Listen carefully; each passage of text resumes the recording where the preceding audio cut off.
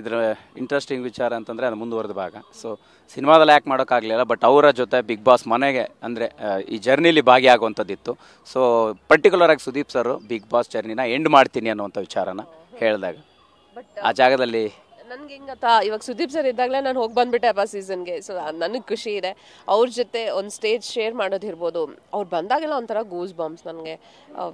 In fact ಅವರು weekends ಬರುವಾಗ ಅವ್ರು ಟಿ ವಿನಲ್ಲಿ ಇದ್ರೂ ಒಂಥರ ಭಯ ಅವ್ರು ಬೈತಾ ಇದ್ರೆ ಅಯ್ಯೋ ಅನಿಸ್ತಿತ್ತು. ಅಂದರೆ ಅವರಾನೇ ಹಂಗಿರುತ್ತೆ. ಅಂದರೆ ಅವ್ರ ಮಾತು, ಅವ್ರ ಇಂಟರ್ವ್ಯೂಸ್ ಎಲ್ಲ ನಾನು ನೋಡ್ತೀನಲ್ಲ, such a very good communication ಅವ್ರಿಗಿರೋದು. ಅವ್ರು ಸಖತ್ತಾಗಿ ಹ್ಯಾಂಡಲ್ ಮಾಡ್ತಾರೆ. ಯಾವುದೇ ಕ್ವಶನ್ಸ್ ಇರ್ಬೋದು, ನಿಮಗೆ ಗೊತ್ತಿರ್ಬೋದು ಮೀಡಿಯಾದವ್ರಿಗೆ, ನೀವೇನೇ ಕ್ವಶನ್ ಥ್ರೋ ಮಾಡಿ ಅದಕ್ಕೆ ಬೌನ್ಸರೇ ಬರುತ್ತೆ. ಸೊ ನಿಜವಲ್ಲ ಅವರಿಂದ ಕಲಿಯೋದು ತುಂಬಾ ಇದೆ. ಅವ್ರ ವೈಬ್ಸ್ ನಂಗೆ ತುಂಬ ಇಷ್ಟ ಆಗುತ್ತೆ. Is very handsome, like the way he carries ಅದೆಲ್ಲ, like I admire him. Finally big ಬಾಸ್ನ ಯಾರು ಗೆಲ್ಬೋದು, ಕಪ್ ಟ್ರೋಫಿ ಯಾರ್ದಾಗ್ಬೋದು ಅನ್ನೋದು? ಯಾರು ಗೆದ್ದರೂ ಖುಷಿನೇ. ಅದೇ ನಾನು ಹೇಳಿದ್ನಲ್ಲ, ಎಲ್ಲರೂ ಕಷ್ಟಪಟ್ಟಿಲ್ಲ ಈ ಹಂತದವರೆಗೂ ಬಂದಿದ್ದಾರೆ. ಸೊ ಯಾರು ಗೆದ್ದರೂ ಖುಷಿನೇ.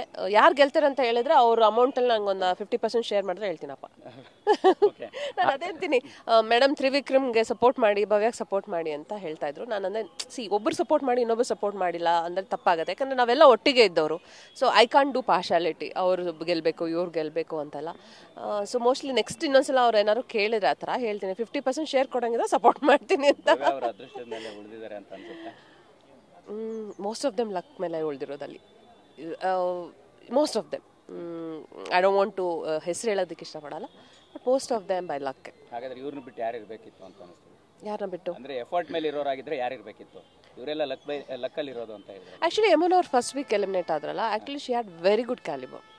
ಆ ಏಜಲ್ಲಿ ಅವರಿದ್ದ ಒಂದು ಎಷ್ಟು ಆ್ಯಕ್ಟಿವ್ ಆಗಿರ್ತವೆ ಅಂದ್ರೆ 3 ಗಂಟೆಗೆಲ್ಲ ಎದ್ಬಿಡೋರು ಅವರು. 3 ಗಂಟೆಗೆ ಎದ್ದು ಸ್ನಾನ ಮಾಡಿ, ಪೂಜೆ ಮಾಡಿ, ಅಡುಗೆ ಮಾಡಿ, ಎಲ್ಲ ಕೆಲಸ ಟಕ ಮುಗಿಸಿ, ಆ ಏಜಲ್ಲಿ ಅವ್ರು ಗೇಮ್ ಆಡ್ತಾ ಇದ್ದಿದ್ದ ರೀತಿ ನಮಗೆ ನಾಚಿಕೆ ಆಗೋ ಥರ ಆಗ್ತಿತ್ತು. ಮೇ ಬಿ ಅಂಥವ್ರು ಉಳ್ಕೊಂಡಿದ್ದಿದ್ರೆ, ಅಂದರೆ ಯಾರ ಜೊತೆನೂ ಲವ್ವು ಅಥವಾ ಫ್ರೆಂಡ್ಶಿಪ್ಪು ಅಂತ ಹೇಳ್ಕೊಳ್ದ ಇಂಡಿವಿಜುವಲ್ ಆಗಿ ಆಟಗಳನ್ನ ಆಡೋರು ಇರಬೇಕಿತ್ತು ಅಂತ ಅನಿಸುತ್ತೆ. ಫೈನಲಿ ನಿಮ್ಮ ಲೈಫಲ್ಲಿ ಬಿಗ್ ಬಾಸ್ ಜರ್ನಿ ಎಷ್ಟು ಇಂಪಾರ್ಟೆಂಟ್ ಆಯಿತು? ಸೊ ಹೋಗಿ ಬಂದ ನಂತರ ಏನು ಚೇಂಜಸ್ ಆಯಿತು? ಸೊ ಸಿಗ್ತಾ ಇರುವಂಥ ಆಪರ್ಚುನಿಟೀಸ್ ಬಗ್ಗೆ ಹೇಳುವಂಥದ್ದು. ಆ್ಯಕ್ಚುಲಿ ನಾವು ಬಿಗ್ ಬಾಸ್ಗೆ ಹೋಗೋದೇ we want to become popular. To be frank, ತುಂಬ ಪಾಪ್ಯುಲಾರಿಟಿನ ಗಳಿಸ್ಬೇಕು ಅಂತಲೇ ನಾವು ಹೋಗೋದು ಬಿಗ್ ಬಾಸ್ಗೆ.